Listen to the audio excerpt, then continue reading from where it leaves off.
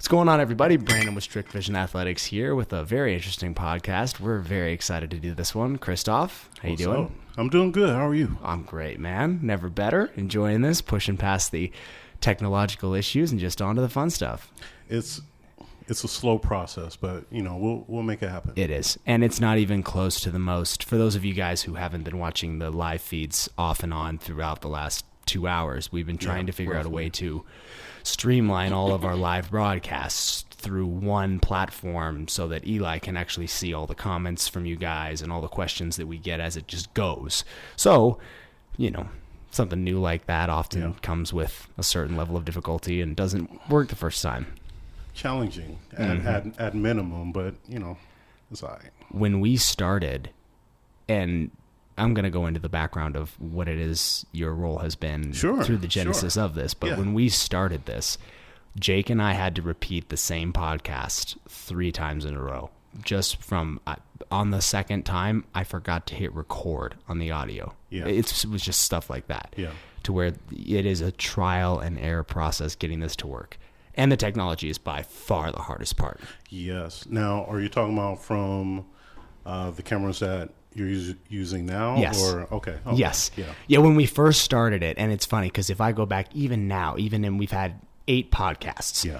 If I go back and look at episode 1 and I look at the one that now, the difference is... It's been a progression through even lighting changes and then adding other lights and adding new cameras and then ways to record, capture sound, and putting it all together. The audio, the microphone effect, everything. It really is an equation with like 200 moving parts. Yeah. It's not easy to do this. Yeah. Which brings me to why we're here. Yeah. So you guys are getting a chance to meet the man who's kind of behind the camera. Kristoff has been here since the beginning. How long ago did I tell you, hey, I wanna do a podcast? I want to say February. And then we probably got it started in March. Mm-hmm. Yeah. We started like talking about, and then started like planning it out, and then picking out camera equipment, right? And then figuring out how we're going to capture the sound, and then how we're going to mesh all that together. So I think about March. Yeah.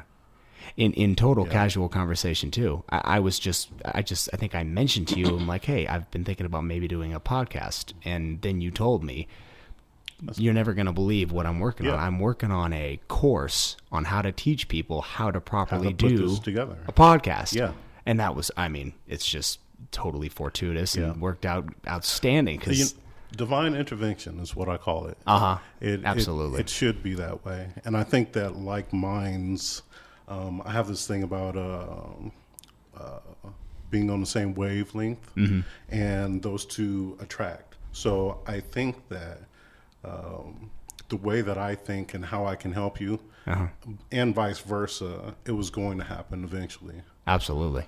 I love it. And I don't think anything really just happens for no reason. I think that this situation is one that was... a buddy of ours, Shane Jones, always says, think about this. Every moment in our life has led to this exact moment. Exactly. All of it's been leading up to this exact moment. And that's kind of one of those times where, when we'd had that first conversation and you said, oh, hey, I this is what I do. This is what I want to create a course on how to do this. I was just, how many people can say they want to do that? It's just not really that popular of a thing, which is, why I wanted to bring you on and talk about this. Because... podcasts are incredibly popular now. So many people have their own company and their own ideas, and maybe they want to make something like this or something to scale to this. And I wanted to bring you on to talk about, at least from the early stages to now, what it is, because you've helped me not just from the understanding of producing and the editing process that you take on the back end, but also the technology to start up. What is it that your course curriculum that you're creating, what is it that you're going to be able to give to somebody once it's completed and once this person comes to you? And if somebody came to you right now and said, hey, I want to build a podcast, where would I start? So a couple of different places. I think about it in 3 different parts. So one is definitely the video. You have to capture it correctly, and most times multi-camera. and be able to edit that. On the other side, which is less forgivable, the audio, if people can't hear you, they're going to turn it off immediately because it's not making sense. And then finally, the editing part, actually taking the audio and the video, syncing them together, and then chopping multi-camera edits. So that's where I would start. I would give people the understanding of capturing audio first, because I think that's the most important piece of it that you can take and put on Spotify, Apple Music. Yeah. So, and you're going to get me talking. So, that's the goal. Yeah, you can take these and put them on different platforms nowadays. So the way I use different platforms, for example, I watch YouTube, but me working during the day, I will use YouTube as like a audio streaming. So I have the premium YouTube. I can dim my screen, put it in my pocket, and just listen to it. Just listen. Yep. Right. Same thing when you're driving. A lot of people have radios where they can Bluetooth their YouTube, set their phone down, and listen to it just like a podcast. So the audio is most important. And then second, I'll teach them how to capture video, or even, and it's deeper than just capturing videos, frame rates, it's ISO, and I know I'm speaking like spaceship, but it's different aspects of capturing a picture correctly just so it translates good. And then now we're even talking about like what platform is it going to be on? Are you going to be a vertical screen, or are you going to be a horizontal screen? So for like I'll say YouTube or Instagram, or even now a TikTok, like those are vertical platforms. It actually changes the way, I mean, you can slide your dimensions in on your screen. It doesn't quite look the same. It doesn't look, so you have to physically turn the camera to view it vertically. Yeah, or have two going simultaneously at different angle rates. Yeah. And then there's, of course, to the point you made about the audio and the video, if you are somebody who is trying to listen to this while driving or going somewhere, if you can first master the audio and get that down, a place like Spotify, you can download it, you can listen to it on the go. That's the only, I think, downfall for YouTube treating it like Spotify is that unless you are in a place where you can just stream off of your network, downloading a video for everything you want to listen to will be either very large and consume space, or just won't be efficient. Right. So audio is certainly a big part of this, and certainly one of the more challenging parts that I found as we started rolling this out was figuring that out. Anything? Let us know, please, because you got to chime in here, but otherwise you're not going to get any. All right, that's fair. Someone asked the question, what is this show about? And going off kind of answering or asking you the question of when you were starting like a podcast, do you think someone needs to be like an exact reason for it? Do you think they can be Speak closer to the mic, bud. Do you think they can be like more adaptive moving forward, or should they have like a set thing that they are doing long term? So one thing I want to stress is that you don't need fancy extra equipment. You can do first of all, start now. Just start. And you can start with your phone. Plug a microphone in, or you don't even have to do that. Just hit record. You can record the audio. You can set it and just start. From there, just practice interacting with the camera and talking. Hearing your voice or seeing yourself on camera, like this is going to be so strange when I go back and edit it. But just hearing yourself, like just start with your phone and then progressively work up, because once you start to record, hear yourself, you're going to want to get to the point where, hey, I want better audio. Right. How do I do that? And then how do I hear myself while I'm recording? Okay, well, what kind of interface would I need? Do I need a computer? And you start to grow from there. And then when you start to record video, same process. Like, my camera phone works, but how can I make this better? How can I record two people? Or how can I do a wide view? How can I mix all that together? How can I put my, so. And all of these things he's mentioning are parts of the program that he's creating. All of these questions, because I didn't know the answer to any of these questions when we first started. If you would ask me any of those, I'd be like, I don't know. I need to look it up. Yeah. This is where it's going to create. You are going to be creating a one-stop shop for someone who is trying to figure this out and maneuver through or this. Or the total beginner, a one-on-one course, just teaching you the basics. Yeah, that you can start with on a budget you have right now to get started, and you don't need a whole lot. I mean, if you even got a microphone splitter and your headphones, and you're good to go. But it's going to be progressive. There's no way to just jump right in, because I've done that before too. So back in my day, I was under the impression that I needed all of the equipment to get started. But it came to a point where I had to learn it, because I didn't have people that knew how to use all the equipment. When I learned that, it was more beneficial for me to sit behind the scenes and record for other people, because I understood the equipment. They just wanted to record and get their brand out, name out, whatever there is, whatever they're trying to do. Yeah, they wanted to get that out. So that's where I was going from. Sure. And Brandon, you've been doing this for several weeks now. So what do you think that this show is going to be about long term? Like, what have you done thus far, and what do you think is going to be the future of it? I think a good way to put that would be the name. I mean, becoming the 1% is a way for us to reach out to anybody. I wanted to keep it broad. You kind of touched on this, I think, in relation to the comment that came in. I didn't want this to just be a fitness podcast. I didn't just want to narrow it to that. I want to talk to anybody in any field who is either excelling or really excelling. Anybody who's creating something that I think is going to really help somebody in their business life or in their personal life, spiritual life, anything like that. I want to talk to. I just want to talk to interesting people who are doing what they can to be the absolute best at what they're doing. Yeah. And that's maybe a little broad. That may be really broad, but the best shows I've always liked have never had strict format to who they do and do not have on. Yeah. I mean, if you look at the JRE Experience, or you look at most of the really popular podcasts have a wide berth of people that are coming in from all different. I mean, again, the JRE, he'll have somebody who worked on like a spaceship in there, and then the next time he'll have a politician, and then it's just totally. And I like that. I find that it gets the most.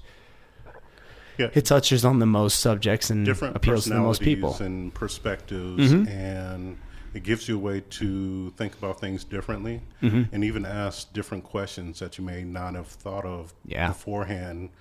Talking to that person, they'll spark a new idea that may get you going, send you on. It creates dialogue. It sure did for me. Interesting dialogue.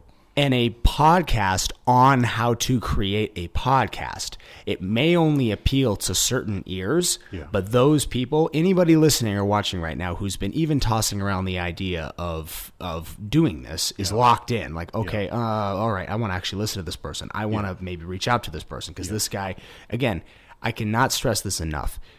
Do not try to do this on your own. This is you. The people at Best Buy will not help you. It is just, you are not going to be able to do this, and you're going to spend so much money if you try to do this on your own. Well, and time. So when I first started this, it took me a long time to grasp the concept of recording audio, and I actually had to sit down and, like, I'm self-taught, like, in a whole lot of stuff. Over a long time. But over a long time. Yeah. So even back to what you were saying, everything has led up to this moment right now. Not just a monetary, but like a physical to get to this place. It cost me a lot to learn how to do audio. It cost me a lot to learn how to do video. Yeah. It cost me a lot how to learn how to put computers together to be able to get the quality that I want out of all the tools that I'm using to create content. Yeah. And what attracted me so much to our business venture together is that you have this knowledge and you have the desire to pass it on.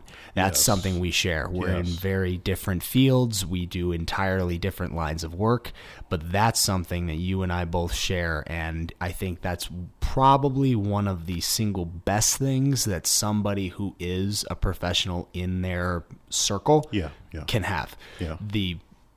Both the ability and the desire to, okay, I have this. I don't just need to make this into my own thing and then never tell anybody. No, I'm going to actually create something that will allow other people to learn and create their own. Yes. Exactly. Yes. Exactly. Yeah. No, it's been a really, really fast start. Yeah. I've in your opinion, here at this podcast, I feel like it's been not that much time from start until now, and we've gotten to a place where if you were to use a model, like, okay, hey, you want to see the acceleration version of this course? All right, here's what can happen. Here's what can happen in 30 days and 60 days with this amount of money. Mm-hmm. And that's really what I think is going to play the most to your strengths in helping somebody, is the ability to create this on a budget, because most startups, that's the downfall. Even so, what's exciting for me right now is the idea that young people will see this, or we'll say high schoolers, and they're being introduced to podcasts, or just the idea of recording themselves and putting out into the world their love for whatever it is they want to express or do. Yeah. And it's so broad. But somehow it's like, to me, right, this is why I love this form of art, is to be able to capture it and share it with other people. Mm-hmm. Beforehand, we could only get this information out to a small group of people. Yeah. Now we can take it and share it across multiple platforms, and literally overnight in some cases, we can reach millions of people and share our idea, maybe spark something in them to start creating something else. Mm-hmm. But that's what I want to do. I want to teach people how to really just express themselves through this art form. Mm-hmm. Yeah. No, it's an incredible... it's the way conversation is meant to be had. Yeah, yeah. The only other, I think, version of this prior to podcasts becoming so popular was the newsroom, and that was... punctuated by commercial breaks and all that kind of stuff. This is a true demonstration of how communication can be carried from one group to another. Yeah. And I love it. I love it for our platform specifically because we're doing it in the gym. There's a lot to look at. Yeah. And that's why I get questions actually pretty recently why we're not on Spotify or Apple, and I'm sure we want to eventually do that. But the YouTube, it's just outstanding because the visuals of our particular podcast, and that was something that you had highlighted early on. Okay, we need to do YouTube first. Yeah. And that's another thing that you bring to the table when it comes to the creation of the podcast, is that it's not just about, all right, here are the cameras you need, here's the audio equipment. No, you actually give, okay, it's not, now that we have that, now that you've actually figured out your brand, you've got yourself the technology, how do we hit the market? Yeah. How do you produce your show? How do you produce it? Yeah. What are you going to show people, and in what ways are you going to put your graphics together to illustrate your brand to people? Mm-hmm. Like, it's not just here is Strict Vision Athletics, this is the 1%. Mm-hmm. Like, you are your brand. So even your personality, how your character, how you express yourself on camera, is part of your brand. Like, people need to see that to be able to understand who you are and what you mean by become the 1%. Yes. Like, you're demonstrating that. And that's what is trying to. Yoda said, do or do not. There is no try. So I'm going to say that you are. You are demonstrating that in so many different ways. Thanks, bud. But it's the way you're going to express yourself so people can see you is what's going to draw people in, which is what I really do believe is drawing people in now. Mm-hmm. Like, just from your TikTok, It's not just the gym. It's you. And it's the learning curve. It's not knowing how to do it immediately. Tonight is living proof of that. Learning you are. Yeah. It's. I mean, trying to go live like 8 times and none of it working. We'll figure it out. Give it some time. Is anything changing? People were just saying that they like your gym. They want to come train there. Gotcha. No questions we didn't yet. Actually. Again, this is the first time we've ever done this. So if anybody is listening to me, ask questions. Yeah. If you have questions, ask questions, because he is here for one reason only, and that's to field those questions and give them to us. Exactly. I'm joking. That's not the only reason. It's the only reason. It's basically the only reason. That's hilarious. You were saying, you're like, dude, you got to save your be real. Like I have. Yeah. So me editing video is interesting for so many reasons. Yeah. Mostly because of the multi-camera edit. So the broadcast, the live, can't see what I'm going to do at the end of this for like 2 or 3 weeks when it finally gets posted. Right. But how we're sitting here talking, just switching back and forth the production value, I don't know if anybody has any like questions about that or like how we would go about.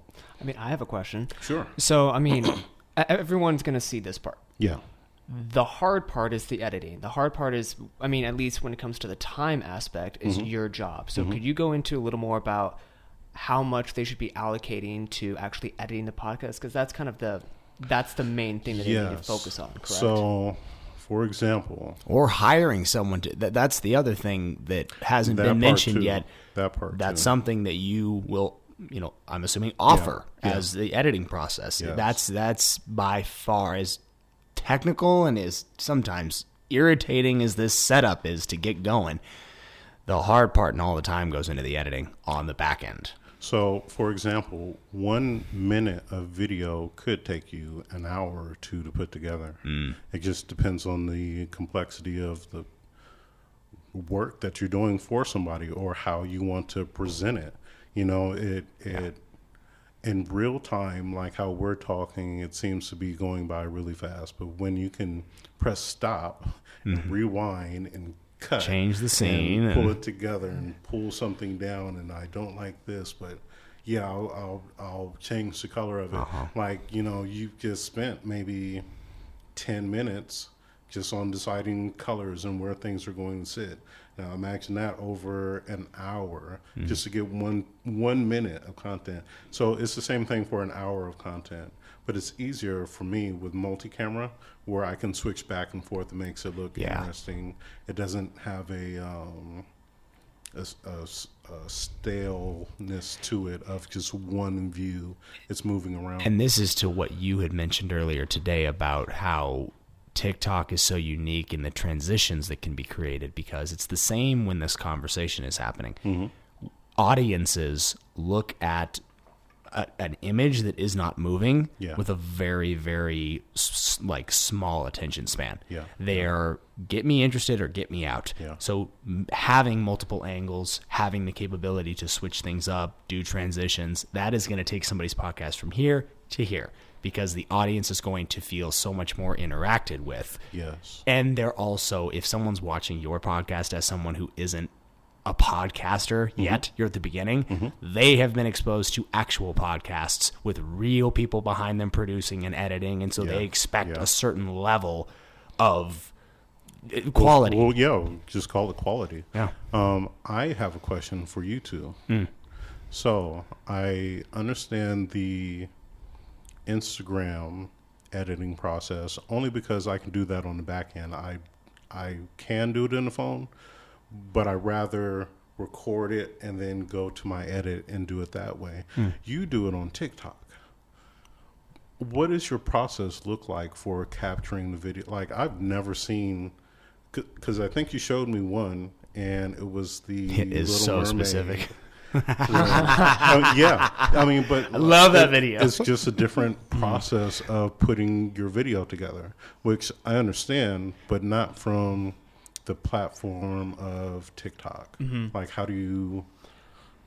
Yeah, no. So the TikTok algorithm. Well, actually, sorry, not the algorithm. The user interface of how you're actually editing the video mm-hmm. is one of the easiest platforms to actually do, because they can give you a set period of time. Mm-hmm. Which that specific video, we would set a timer so he knew when the video was starting. We knew when it would end. And it's very easy to just stop, go to the next scene, film that. Interesting. And that specific video. Some videos we film just with our regular camera, and we go to like InShot or another editing platform, and we crop it, everything like that. I see. But for TikTok specifically, when you are dealing with a video that has a sound that you're trying to mimic the mm-hmm. words to, kind mm-hmm. of like him singing along to The Little Mermaid, mm-hmm. props to Brandon, mm-hmm. That is something that you have to shoot on TikTok, because if you try to film outside and then crop it to edit it, it can get way harder that way, because you just have to adjust it perfectly, which you can do. It's just going to take more time than just filming directly on TikTok. Yeah. And he does a technique for TikTok. If you watch the videos where there are those really fast transitions where it's like, he literally has to. A phone is it's an app made for production on a phone. It really is, because he will spin in. I will talk, mm-hmm. do my thing, and then he will spin out in a certain direction. Yeah. Then the next, and this took time to figure out how this rolled. Practice. Then the next video, we would spin in from the same direction mm-hmm. and do another transit, and that's how you go from clip to clip to clip to clip with those transitions in between. And it also makes it easier that the entire gym is blue and yellow, so it looks the exact same no matter what. People also it makes it here specifically, it makes it easy to make content in different locations mm-hmm. because the audience they can kind of get lost. Mm-hmm. They don't exactly know where you are in relation to where you just were. Because it is, I mean, with the door closed and the decal on the windows now without the aggressive lighting. It really is, all angles are covered in here. You can shoot quality content anywhere. That corner used to kind of be off limits. And then you and I lit it up with LEDs, closed the door, and now it's like the hallmark. People see that, they're like, what is in that corner? It's from a content creation perspective, not even a training perspective, mm-hmm. in here mm-hmm. is just outstanding. And I would add, when it comes to someone starting a podcast, starting any type of social media marketing, background is everything. And we experienced this here recently. And I mean, every single podcast that I've actually watched has something in the background, whether it's Funko, whether it's mm-hmm. this having a gym, mm-hmm. whether it's specific to their podcast, they mm-hmm. have something in the background. And like, for example, we went live and we were training outside. And when we were inside, we had 25, 30 people. When we went outside, it's like 3 to 5. And background is everything, because it's just a turf field with okay lighting. Visual aesthetics mm-hmm. are very important to keeping people's attention span long. Mm-hmm. That's one of the things I love most about In Here Now is the lighting. And looking at it from the first episode to now, visually, it's a lot more stimulating to continue to look, because like just different colors. I do want to ask you both about your creativity process. Like, where do you? I know you can pull ideas from anywhere, but what does your creativity process look like? Like, I can answer. You can. It's kind of a combination of the two of us. It really is. You've done some really awesome stuff. Thanks, man. The brothers with the Step Brothers. Yes, yes. We have another one coming out as well from that movie, and that's a big part of it. Mm-hmm. Movies. Mm-hmm. We have similar traits in our personalities that comes out in our content without people really even knowing it. So much of the fact that he and I are both such big movie buffs, and we love comedy and we love to laugh, and we've always been kind of just heartfelt people, that comes out in the choices with what kinds of content we gravitate toward. Mm-hmm. And what's fun is that we've found sort of a niche where it's maybe only 1/3 is educational, fitness, strength training specific. The other stuff, is really kind of fun or funny, having fun, or a combination of the two. Yeah. As far as the ideas behind where the TikTok and those kind of come from, it's a lot him. And you please jump in. And what I would say is, I might have an idea of creating something, but it's only an idea until he perfects it. Because at the end of the day, I would find a comment that someone wants to learn about XYZ. I have no idea how to write a transcript about that. That is 100% Brandon. So that's kind of where the ideas kind of combine, where I might see something of like a trend or something that someone else is doing and say, hey, maybe we can recreate it. And then that's kind of where we both come together and we're figuring out, okay. Sometimes not all at once. Sometimes he'll come to me with an idea and I'm like, I just don't get this. I don't get this. How in the world? And then the next day, 500,000 people like it. I'm like, 500,000 people like that. That makes no sense to me. So and that was so much in the beginning. I was like, this is stupid. I can't even.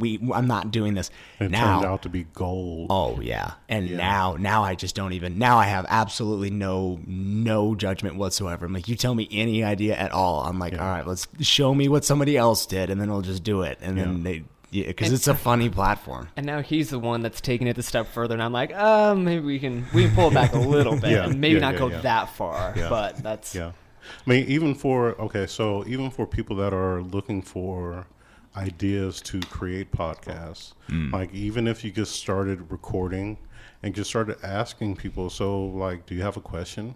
And you will field so many questions, which are, I mean, total episodes in some cases. Oh, yeah.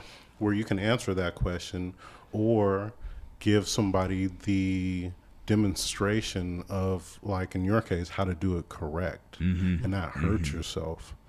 Do you have things that come in like that you field and create from? I would say, in my opinion, the two biggest platforms where we get questions that turn into content, TikTok has got to be number one.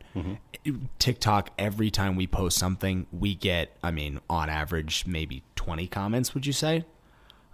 Give or take. On average, give or take, about 20 comments. People either, most of the time it's just, oh, that's really cool, or hey, that's really neat, or how much did this cost? But sometimes someone will actually ask a follow-up question that pertains to what you did, particularly if it's an exercise movement or some kind of a functional training method. Somebody will ask, okay, I hurt my left knee in this area. How do I modify this? Okay, bingo, there's your next video. With regards to podcast topics specifically, I find that YouTube is actually a really, really good asset, especially if you're, I mean, let's say you have a podcast about cooking. Go online, see what other people in your field that are ahead of you are already talking about. Find out what it is that they are doing. Make it kind of your own, or address that topic from your point of view, because your point of view doesn't always line up. For me, I go on YouTube and I find, now this is not always the case with our podcast, because typically the guest brings their own topic that I will either research or I already am familiar with. But if I'm coming up with something on my own wherein I need to, or I want to bring in somebody else, if it's fitness related, I will go online. I will find some of the coaches that I follow. They almost always have a podcast or some talk forum like this. Find a topic that they discuss, and I like finding topics that I disagree with them on. Because it creates dialogue from different perspectives. Exactly. And going off of that, I think because I believe, and correct me if I'm wrong, the question was also about like what platforms to use to kind of promote it. Is that correct? Well, yeah. So let's take that route. So are you strictly decided to use TikTok, or for example, behind the scenes discussions that we've had? Do you use different platforms for different purposes to display different things? Good question.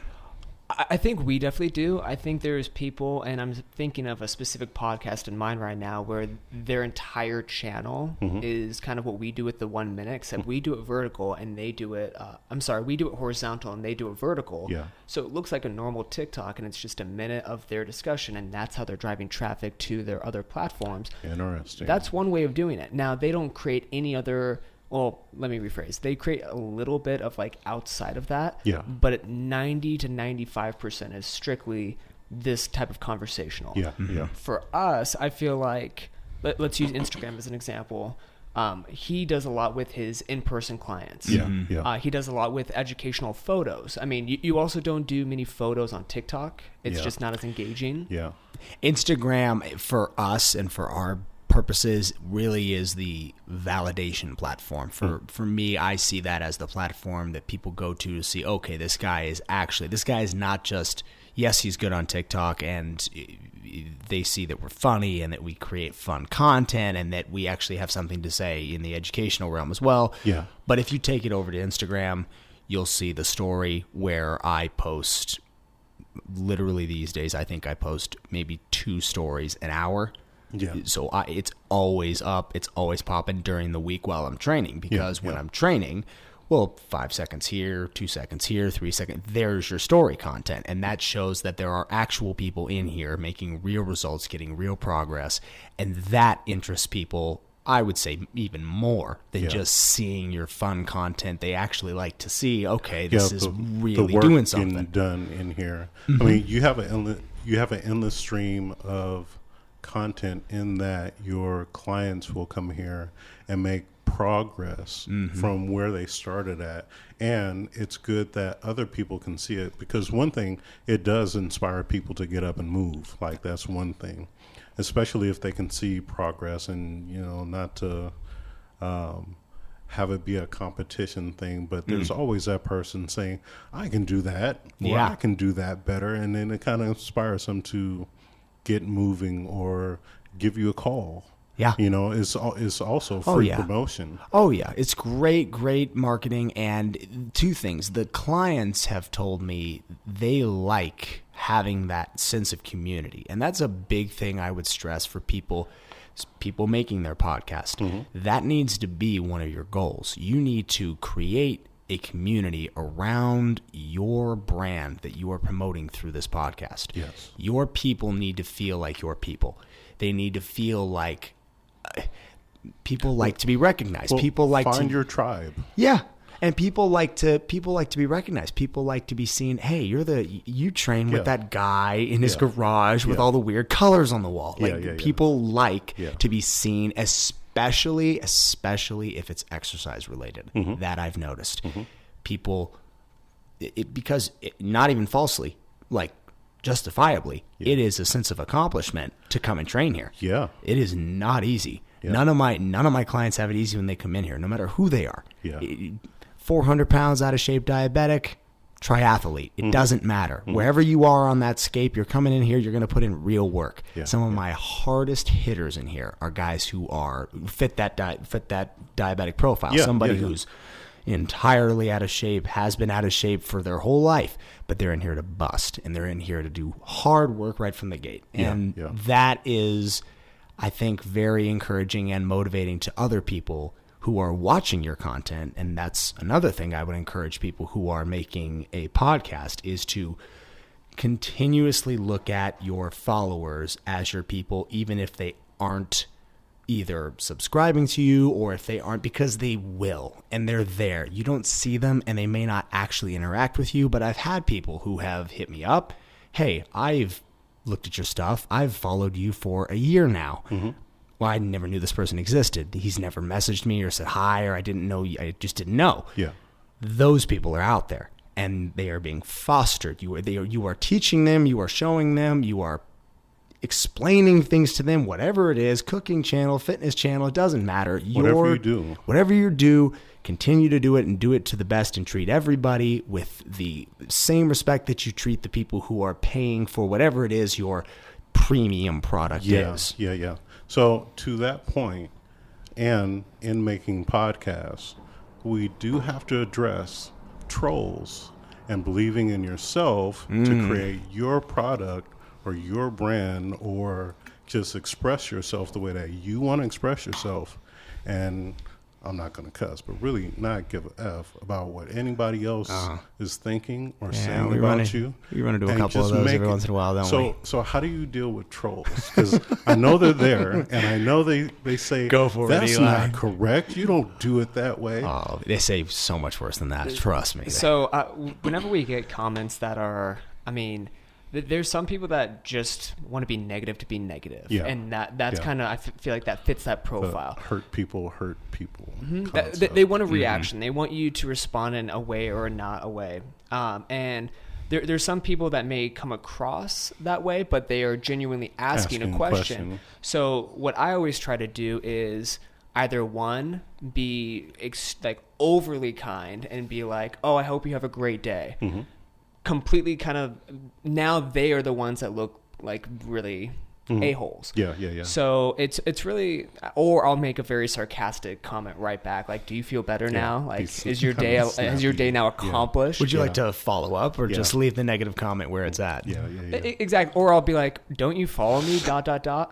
And usually it's like, okay, well, these people probably have other things that are going on in their life, and this is the only way that they're just going to let it all out. Their outlet. Mm-hmm. Yeah. And so I think there is going to be a level of understanding of kind of, even though you don't deserve that in any way, like they're being disrespectful to you, rub it off and be extremely nice to you, or nice to them, and everyone else who's actually there to see your content will notice, hey, he's not only engaging with people that like him, he's also being extremely nice to people that are, for a lack of a better term, being a-holes too. Yeah. Mm-hmm. And so I think that's kind of the easiest way to go about it, where you're going to look a lot better in the long run by responding to those comments. Now, some you should ignore because they are cussing you out or something. It's like, okay, block. Yeah. Because there's really no reason to have that person around. Yeah. To do if they're that. Especially if they're gonna keep doing that. Cut the cancer out. But something else, for example, to always phonies.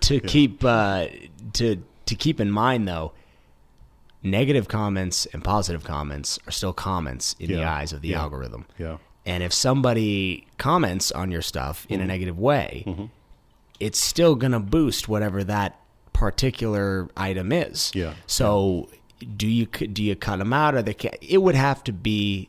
We don't make a habit of blocking someone unless they are blatantly vulgar for absolutely no reason. If somebody comes on the platform and says, I know I sound like a hater, but I don't like this guy. He's got way too much stuff for no reason, and he sucks. I still wouldn't necessarily block that person. I mean, I still, if this person continues and says stuff like that routinely, then yes, I would. But I wouldn't block him after one comment after something like that, because most likely your other followers are going to probably come to your defense in some manner. If you don't already, they're going to be, especially if they've been watching you for a while and they know that you're not the type of person to like actually burn somebody like that. They'll like, no, that's, the tribe will attack for you. And you can kind of just sit back and, at some point that person will delete themselves, or they're probably about to delete you anyway. It's not really all that important to validate them or to block them. Just kind of leave it as it is. And if it becomes a problem, obviously take them out of the circle. But yeah. So so another aspect of podcasting I would want to help somebody understand is just doing it in spite of your fear to do it. A lot of people, just like exercise or fitness, I'll do it tomorrow. Yeah. Or I'll do it later. Or a lot of people are, in my opinion, afraid of their own success. And then the need to sustain that afterward. I would encourage anybody that is looking to get into podcasts just to do it, and keep your head down, but keep your head up, and just keep moving at it, and keep producing every single day. Now, you may not put everything out that you do, which is fine, but do it every day. Like, so for example, this is my first podcast. Yeah. Like actually being in front of the camera and hearing my voice as it records, as I'm recording, which is interesting because it takes some time to get used to that. So the beginning of this year, I started recording myself every day. So I'll do like a short video, and this is how I started to understand Instagram. Now, it's private, nobody can see it, but I can see myself and kind of start training myself on what I sound like, get used to my own voice, because that's a weird thing that people have to get used to. Hearing it. Or seeing yourself on camera. You know, I've gotten to the point where it's not vain, but I enjoy looking at myself and hearing myself now. I love seeing myself on camera. But it took some time because and when I first started, I don't even like public speaking. And it's interesting because in this medium, I mean, it's really just us sitting here in this room, right? For all conclusive purposes. However, you have to speak. We have the possibility of being seen by millions of people on the back end, right? But literally, it's just us sitting in this room. So even now, from the time we started just rolling through, I've had to calm my nerves a couple of times because this is brand new, but it's not new because I've been training myself on doing just interacting this, right? with your voice being recorded. So that's what I would encourage people to do is like get some practice too. Like record yourself. Do so for example on Instagram you can do Instagram TV. And IGTV. And it'll give you, I believe now it's 15 minutes to record yourself. When I first started recording myself, I could not get 1 minute. Now I run out of time. Like now I go through the day and I want to record something and I find myself having to condense it because there's so much so now I'm really thinking about what I want to say on camera, the time constraints that I have. And it's a nice little box because it makes you more polished in how you express your thoughts and illustrate like certain concepts about things you just want to explain. Do you find that same scenario with yourself, or do you just kind of roll with it? In the beginning, in addition to the differences visually to the podcast, I took note of not a lot of people know I did this. I took note of the way in which I spoke during podcast number 1, and I wouldn't say I've made great strides, but I've certainly improved. I took the time and went on YouTube. I listened to speech therapists. I listened to vocal coaches. How to stop saying how to stop using those weird punctuations in sentences that if this was just a free-flowing dialogue that wasn't being recorded, you'd have no problem saying. When we talk to one another, we don't realize that oftentimes we use those punctuations haphazardly. Until you see yourself. Until you watch a video of yourself. Yeah. First time I watched myself. It was so uncomfortable. I was watching it. I almost didn't want to do it entirely. I was almost to the point where I'm like, am I that bad at communicating my thoughts? I can't finish a thought and wait for a response. That's another big thing. Learning, and especially learning to be the interviewer. If I am leading the podcast, which I am as the host, you have to be able to speak, complete your thought, and then wait and listen. And as that person retorts, and it's a freaky thing the first time that you do it and lose it, because losing your train of thought in this forum when you realize that, okay, it's live, we've got 135,000 people on TikTok who are watching, and we've got to, there's all these things that can get in your head. You have to learn that it's not a bad thing if you lost it. And I'll sometimes even acknowledge it. I'll be like, oh man, my thought's gone. I don't even know what I was talking about. But getting over that fear took time. Learning to speak in a semi-proper manner for somebody with no coaching took time. Oh, sorry. Go ahead. What I was going to say is for me, I'm so much better behind the camera because, like you, I probably need to film myself, keep it in like a private just to see myself. Just to see yourself. Because, I mean, I always really struggled with anxiety, and I have stage fright. Like, yeah. I hate being in front of the camera. I feel like I always mess up. If it's like talking to people, 100% fine. Like, I can be as confident as possible. If you put a camera in front of me, it's all gone. Poof. Yeah. It's gone. So for me, it is so easy to just have him as an asset because that takes all the focus off me and puts it 100% on him. Yeah. But if you were trying to make this a career, you're trying to make this like a livelihood, you really have to get comfortable by being uncomfortable. Yeah. And Sundance Wicks actually was the one who taught me that, so shout out to him. But it's really, you have to get outside of your comfort zone because no one is going to actually watch you until you are comfortable in your own skin. You know what you bring to the table, what value you're bringing to individuals, and then you're executing that. Yeah. So, I mean, it's really about learning over time of being comfortable and just practice. Yeah, that's one thing that I have. So now just on, it's like looking at yourself in the mirror, but now you're the person on the other side of the mirror. Mm-hmm. And in that, I am using a lot of things that I say to people to coach them on how to talk into the microphone, how to be on camera, just even in cutting the screen in thirds and what side to be on. How you're going to, is it just going to be a straight on, like, how we're going to produce this. Mm-hmm. I have to tell myself what I tell other people, and it's relax.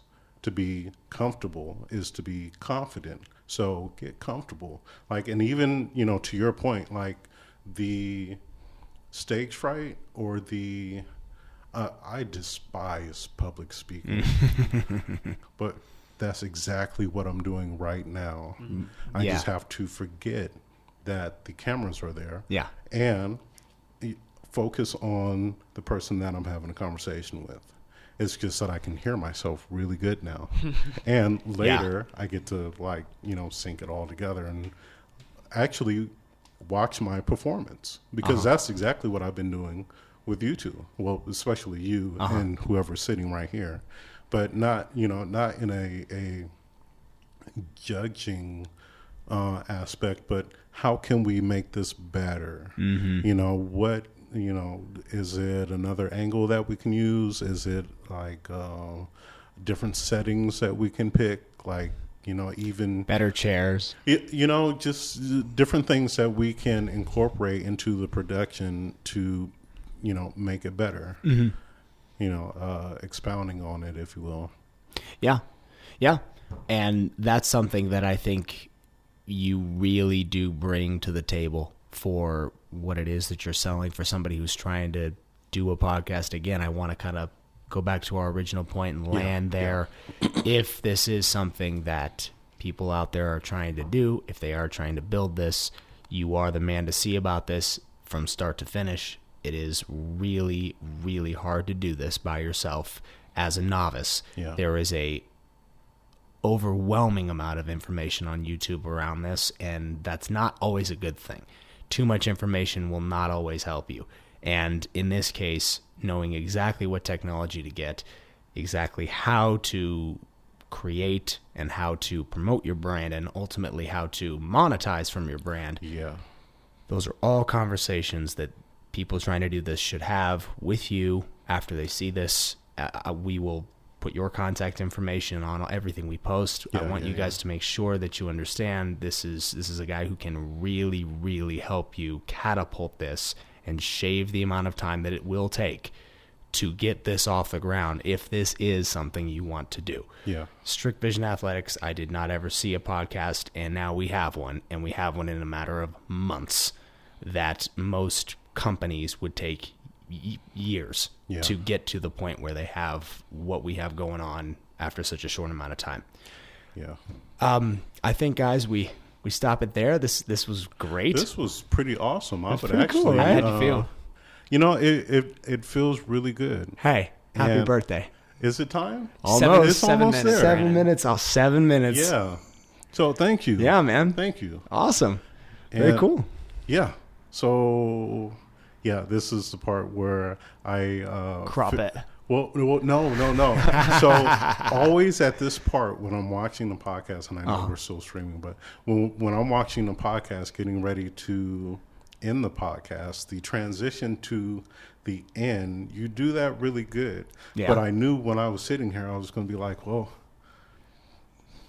yeah. So no, when it is time to end, and honestly, I would show all of this. This is funny. Yeah. But when it is time to end, as the host, and again, one other thing you guys can pick up if you are doing this, you want to take control of the conversation in certain points. Wind it down. And when you start and when you end, that has to be when the host steps in and sort of just mellows or props up the energy based on where it's at.